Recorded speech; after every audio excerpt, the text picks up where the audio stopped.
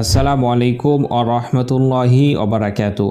হিন্দিতে একটি কথা আছে, না বাপ না ভাইয়া সবসে বড়া রুপাইয়া।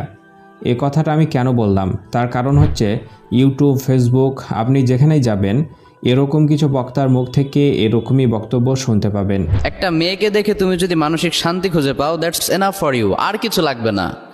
একজন মেয়েকে দেখে তুমি যদি মানসিক শান্তি খুঁজে পাও, দ্যাটস এনাফ ফর ইউ, আর কিছু লাগবে না। কারণ একজন মেয়েকে দেখে মানসিক শান্তি পাওয়া মানে হচ্ছে she is beautiful, she has the quality and she has everything that I want in my life. গার্লফ্রেন্ডকে ঈদ উপলক্ষে গিফট করা জায়েজ।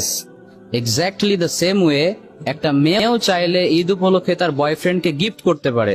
দেয়ার is no problem in it. একটা মেয়ে চাইলে একটা হুজুরকে খুশি হয়ে গিফট করতেই পারে। It's totally permitted. মাঝে মাঝে এরকম কিছু বক্তাদের চেহারা সোশ্যাল মিডিয়ার মধ্যে দেখা যায়, কিন্তু তারা এরকম বক্তব্য কেন দিয়ে থাকে সেটাই জানবো। একটি বাচ্চা ছেলেও জানে যে মেয়েদের সঙ্গে কথা বলা বা মেয়েদের সঙ্গে প্রেম করা এটা ঠিক নয়। সেখানে একজন আলেম সে এরকম বক্তব্য দিয়ে থাকে কিভাবে? একজন হিন্দু মানুষকে জিজ্ঞাসা করলে সেও বলবে যে মেয়েদের সঙ্গে গল্প করা, প্রেম করা ঠিক নয়। সেখানে একজন আলেম এরকম বক্তব্য দিচ্ছে, ভুলবশত দিয়েছে নাকি জেনে বুঝে, সেটা ভেবে দেখতে হবে। সোশ্যাল মিডিয়ার মধ্যে একে নিয়ে ঝড় উঠেছে। প্রতিটা ইউটিউবার তার চ্যানেলে একে নিয়ে ভিডিও দিচ্ছে। যে মানুষটাকে কয়েক হাজার জন জানতো, তাকে এখন লাখো লাখো মানুষ চিনতে পেরেছে। মানুষ তো এটাই চাই, আমি, আপনি বা অন্য কেউ যদি ভাইরাল হয়ে যায়, তাকে যদি কোটি কোটি মানুষ চিনতে পারে, তাহলে তো তার লাভ টাকা আর টাকা। আর এই পদ্ধতি অবলম্বন করে থাকে কিছু বক্তা। যত ভাইরাল হবে তত বক্তার জন্য দাওয়াত আসবে আর তত টাকা সে দেখতে পাবে। এর আগেও আমরা এরকমই কিছু বক্তার মুখ থেকে এরকম বক্তব্য শুনেছিলাম, যারা এরকমই কথা বলে সোশ্যাল মিডিয়ার মধ্যে অত্যন্ত ভাইরাল হয়েছে। তবে এমন কিছু কথা বলে থাকে যেসব কথাগুলো একটি বাচ্চা ছেলেও জানে যে এ কথাটি সঠিক নয়, তারপরেও তাদের মুখ থেকে সেই রকম কথা শোনা যায়। এটা কি তারা ইচ্ছা করে বলে থাকে নাকি তাদের ভুলবশত বের হয়ে যায়, সেটা তো আমার বলার দরকার নেই, আপনারা সবাই বুঝতে পারবেন। এখন আমি তাদের নিয়ে কথা বলছি কেন? আসলে কথা বলার দরকার এ কারণেই হচ্ছে, আমরা যাদেরকে দেখছি, যাদের কথা শুনছি, আমরা নিজেরা ভালোভাবে জানি যে তারা একটি ভাইরাল হওয়ার জন্য এরকম পদ্ধতি অবলম্বন করে থাকে।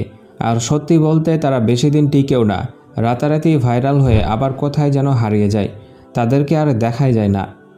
আমরা ছোট থেকে আজ পর্যন্ত যে কয়েকজন আলেমের বক্তব্য শুনে এসেছি, তাদেরকে দেখতে পাচ্ছি তারা ভাইরাল হওয়ার কোনো চেষ্টা করে না, কোনো রকম উল্টোপাল্টা কথা বলে না।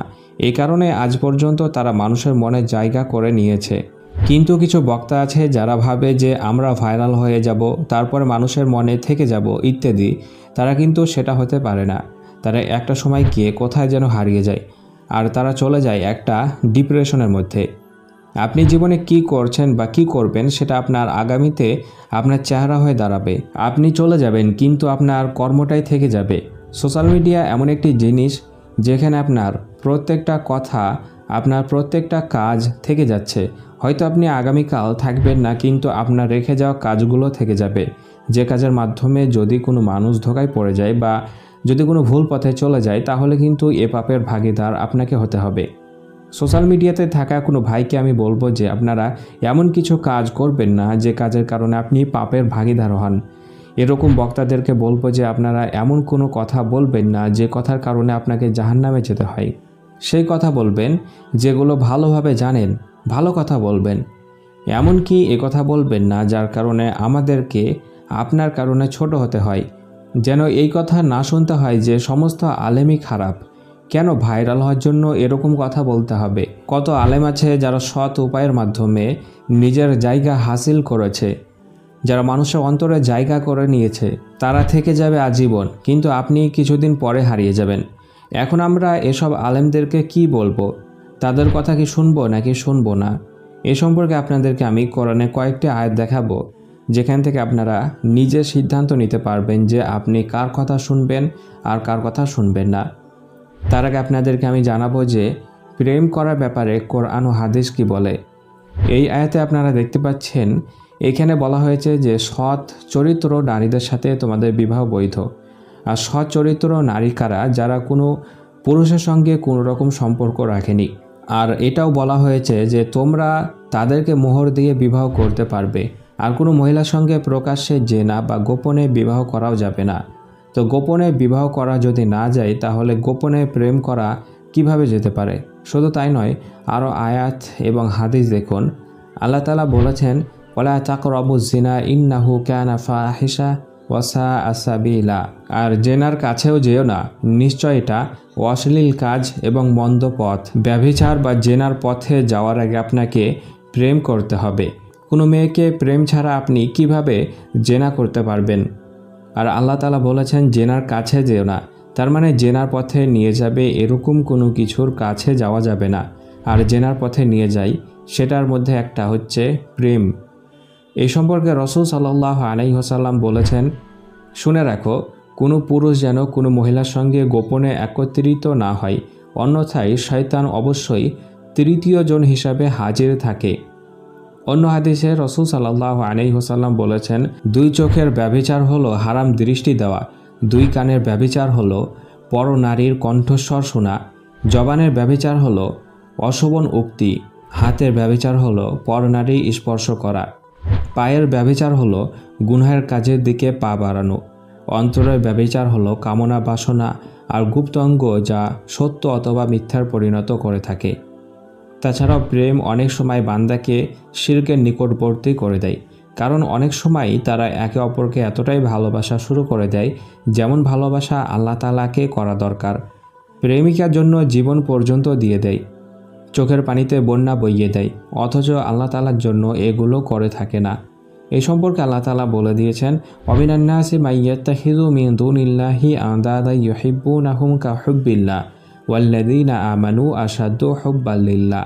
আর কোনো লোক এমনও রয়েছে যারা অন্যান্যকে আল্লাহর সমকক্ষ সাব্যস্ত করে এবং তাদের প্রতি তেমনি ভালোবাসা পোষণ করে যেমন আল্লাহর প্রতি ভালোবাসা হয়ে থাকে।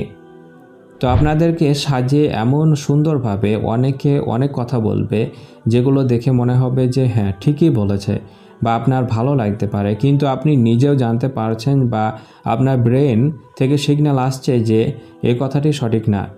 তো এসব কথাগুলো থেকে আপনাদেরকে দূরে থাকতে হবে, কারণ আল্লাহ তাআলা সবার কথা শোনা থেকে দূরে থাকতে বলেছেন। সে সম্পর্কে একটা আয়াত আপনাদেরকে দেখাবো। আল্লাহ তাআলা বলে দিয়েছেন, ওয়াইন তুতিউ আকসারা মা ফিল আরদি ইউদিল্লুকা আন সাবিলিল্লাহ ইয়াত্তাবিউনা ইল্লা যান্না ওয়া ইন হুম ইল্লা ইয়াখরুসুন। আর যদি তুমি যারা জমিনে আছে তাদের অধিকাংশের আনুগত্য করো তবে তারা তোমাকে আল্লাহর পথ থেকে সরিয়ে দিবে। তারা শুধু ধারণারই অনুসরণ করে এবং তারা শুধু অনুমানই করে।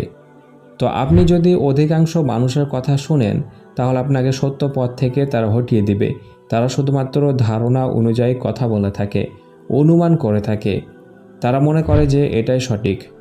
কিন্তু একটা বাচ্চা ছেলেও বুঝতে পারে যে কোনটা সঠিক এবং কোনটা ভুল। তো যাই হোক, আমি শুধুমাত্র আপনাদেরকে সঠিকটি জানানোর চেষ্টা করলাম, বাকি আপনারা প্রত্যেকেই কোনো রকম ধোঁকায় পড়ে এমন কিছু কাজ করে বসবেন না যার কারণে আপনিও পাপের ভাগিদার হবেন এবং সেও হয়। এবং আপনি যে কোনো বড় আলেমদের বক্তব্য শোনার চেষ্টা করবেন, ইসলাম শিখতে কোনো বড় আলেমের কাছে থেকে শিখবেন। আমার মতো ছোট কোনো মানুষের কাছ থেকে বা অন্য কোনো ভাইরাল বক্তার কাছ থেকে কখনো ইসলাম শেখার চেষ্টা করবেন না। তাদের কথা আপনি শুনবেন, তাদের কথা ভালো লাগলে দেখবেন, তবে ইসলামের কোনো বিষয় শোনার জন্য আপনাকে বড় আলেমের কাছে গিয়ে বা ইউটিউবের মধ্যে বড় আলেমের বক্তব্য শোনায় সেটা শিখতে হবে।